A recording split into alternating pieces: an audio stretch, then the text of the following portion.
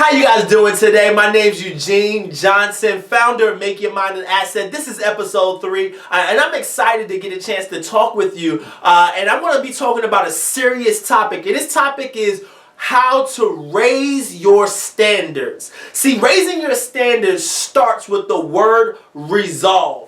See, the definition of resolve is to decide firmly on a course of action. And I talk about the word decide on Success on Demand Part 1, which you can click here and watch.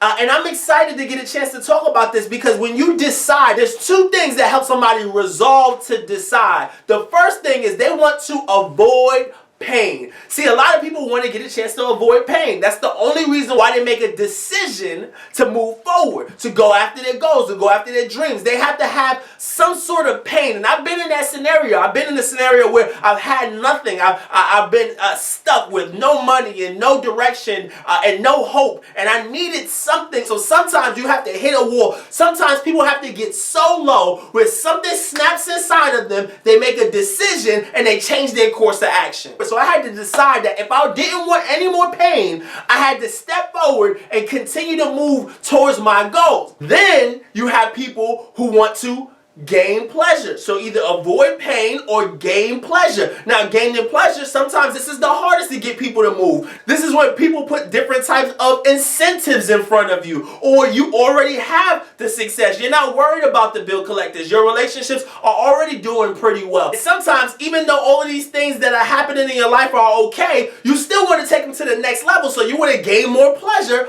but it's difficult to get up every day. It's easy to work when you don't have any money in the bank. Why? Because you need to eat, right? So I needed to eat. So I was willing to do whatever it took to get myself to the place where I can eat comfortably. But when you don't have to worry about it, and I understand, I've been there, where you don't have to worry about there's enough money in the bank. You don't have to worry about, going and eating. You don't have to worry about paying the bills. You don't have to, your relationships are okay. Things are going well. Your health is moving in the right direction. Everything is going good. See, sometimes it's difficult to move when you are already in a pleasure situation, and you want to gain more pleasure. But people only move when they want to avoid pain or to gain pleasure. But when you decide to resolve, you start to raise your standards. You start to say, I don't care what it takes. I will do whatever is necessary in order for me to move to the next level. And sometimes you won't resolve until you have that day of disgust.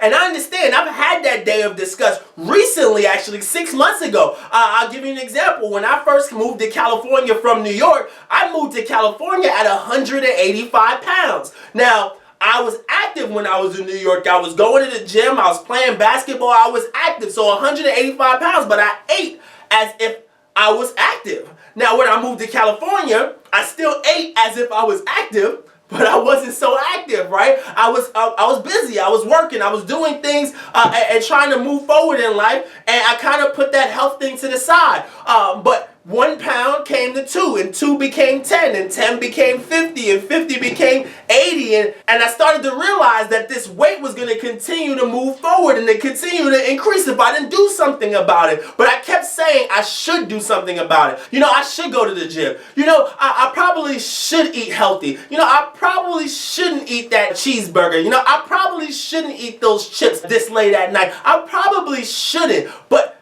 because it was just a should, I never moved and took action. But what happened is I had a day of disgust. And then that day of disgust, I stepped on a scale which I had been avoiding for about 2 years because I didn't want to see what the numbers said, because I didn't want to change at the time. I wasn't ready. Even though I said I was ready, I even went to the gym a couple of times in those 2, 3, 4 years. But I never made the real decision. I never resolved. I never decided firmly on a course of action. But this time was different. I stepped on a scale, and the scale said 297 pounds. And I was shocked. I was in awe. I could not believe it. I could not believe I had let myself lower my standards so far that I was almost 300 pounds. And so I told myself that day, it was June 23rd, I'll never forget it. That day I said, I will not in my lifetime ever be 300 pounds. And that was my decision. I turned it on. I said, you know what? I need to make changes. It's not a should anymore. It's a must. I must make changes. I must go to the gym. I must eat healthy. And within 6 months, guys, 6 months, I went from 297 pounds and lost 50 pounds in 6 months because I decided, I turned it on, and I said, you know what? It's not a should anymore. I must do it. And right now, I'm only 25 pounds away from my goal. Why? Because I turned a should into a must. And when we make it a must, we make it a part of our identity. People follow through with who they believe they are. If you believe you're shy, you'll follow through and you'll act like as if you're shy. If you believe that you're enthusiastic, you'll act as if you're enthusiastic. If you believe you're an entrepreneur, you'll act entrepreneurial. If you believe you're a manager and a leader, you'll act as if you're a manager or a leader. People follow through with that which they believe that they are. Humans have a need to stay consistent with how they define themselves. There was a study that was done with a dog, and this dog was fed steak every single day. This dog started to fall in love with steak. And so what they decided to do after feeding this dog steak over and over for a month, they decided to attach a chain, a huge chain, to this dog's neck. They attached that chain to a wooden post, and they allowed that chain to be about 5 feet long. And they took this steak that they was feeding this dog week after week, and they put it about 5.5 feet away from him. And so the dog would run and race to the steak. As soon as it got to that 5-foot mark, it would get choked backwards, and the dog would go backwards and send out a little bit of a cry. And so the dog was so upset and continued to go after the steak and go after the steak and go after the steak. Every single time the dog got yanked backwards. And so what they decided to do was they took the 5-foot chain and they cut it to 3 feet, attached it to that same wooden post, and it moved the steak about 3.5 feet away from the dog. And the dog went for it again and went for it again. And so now the dog is, neck is hurting, in pain, and continuing to go. Week after week, they continue to do this and continue to shorten the chain, but put the steak just far enough for where the dog could not reach it. At one point in time, the dog made a decision and said, you know what? I'm not going after the steak anymore. So they would lay the steak out, but the dog would never chase it anymore. So they moved the steak closer. And now at this point, the chain was about 1 feet, and the steak was about 1.25 feet. So they decided to move the steak closer to 1 feet. So now the dog can reach the steak, but it didn't go. Then they moved it to 1/2 foot. Still, the dog didn't move.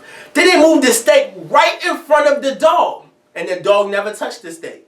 You know why? Because the dog associated pain to the steak, and it decided to define itself based off its incapability of getting that steak. And some of us are in the same situation. We get yanked back by life constantly. Every problem, every trial, every tribulation hurts us. Every pain, every person that talks about us, everything that we go through yanks us back. And because it yanks us back from going after our goal, we decide, even when the goal is right in front of us, even when the opportunity is placed right in our lap, we don't go after it because we have that feeling of incapability, and we have defined ourselves based off of what we have assimilated ourselves to, and we've lowered our standards because we don't believe that we can do it, and because we've assigned that definition to ourselves, we don't go after it. And some say, well, Eugene, I've been raising my standards, I've set my goals, but I haven't been achieving. And here's why. It's because you set these huge goals, but you never attached a habit to it. And so because you've never set a habit to align with that raised standard, that standard always comes up short. Because every successful person knows how to set habits that allow that successful person to continue to create success. And so you got to set a habit along with your raised standards. I have a training on goal setting that I usually do, which I'll probably do at some episode in the future. But in this training on goal setting, I talk about you have to have a 5-year vision. So you got to have a 5-year vision. And then you have to dial it back and say, what do I need to do this year to get me to my 5-year vision? And then you dial it back again and say, what do I have to do over the next 90 days to get me to my 1-year vision? And then you dial it back again and say, what do I have to do this month to get me to my 90-day vision? Then you dial it back again and say, what do I have to do this week to get me to my monthly vision? And then you got to dial it back again and say, what do I have to do today to move me closer to my goal in this week? And see, success is about that daily habit. You only raise your standards when you back it by daily habits. And if you don't know how to do that, here's the thing. Find somebody who's successful and look for 2 things. 1, look for the standards that they have raised themselves to. Some people are not willing to go below a certain level of success. They say, look, I can never go above 150 pounds. I can never have less than this amount in my bank account. I can never have this type of bad relationship with my friends and family. I can never. They have a standard for themselves. So find those people and figure out what their standards are, and then find out what habits have they put in place to move themselves closer to that standard. And you'll find out that it's those daily habits that get them to success. See, people don't fail overnight. It's those things that they don't do on a daily basis. One of my mentors, Jim Rohn, used to say all of the time, it's easy to do, but it's also easy not to do. And the same thing goes for success. People don't succeed overnight. It's not an overnight thing. They do today what others don't so they can have tomorrow what others won't. They do those simple things on a daily basis. See, there's no elevator to success. You must take the stairs. It's going to be work, but you have to be willing to put in that work. You have to be willing to put in that daily effort. You see, people mostly overestimate what they can do in a month and underestimate what they can do in a year. You see, boxing champions are made in the gym. They might be publicly recognized in the ring. Some people want that public recognition. All public recognition starts with what you do in private. You're not going against the world. It's not you versus the world. It's you versus your untapped potential. So you can decide to be whoever you want to be if you decide to create the mental asset of raising your standards. But if you have a vision of raising your standards, but you don't have habits to go along with that vision, then you're lying to yourself. You've got to be willing to put in the habits. You have to resolve and decide to raise your standards. And once you raise your standards, then you will add along habits to allow those standards to continue to move forward. So you've got to decide to raise your standards, back it up with action, and watch your success grow uncontrollably. So here's the question of the day. What is an area of your life that you want to improve? Comment below. I want to hear the people who are serious about raising their standards. What do you want to change in your life? What are you going to resolve today? Remember, resolve means to decide firmly on the course of action. What are you going to do? I want to hear below. Comment below. Don't forget, comment below. I want to hear. What are you going to do? Comment below. Let me know. For the best one, I'll give you a shout out on the next video. If you haven't gotten the chance yet, like this video, share this video. If you haven't subscribed. If you haven't became a VIP member, become a VIP member, and follow us all on social media. We're excited to be a part of this community with you. Until next time, remember, let no man steal your vision because no man gave it to you. God bless.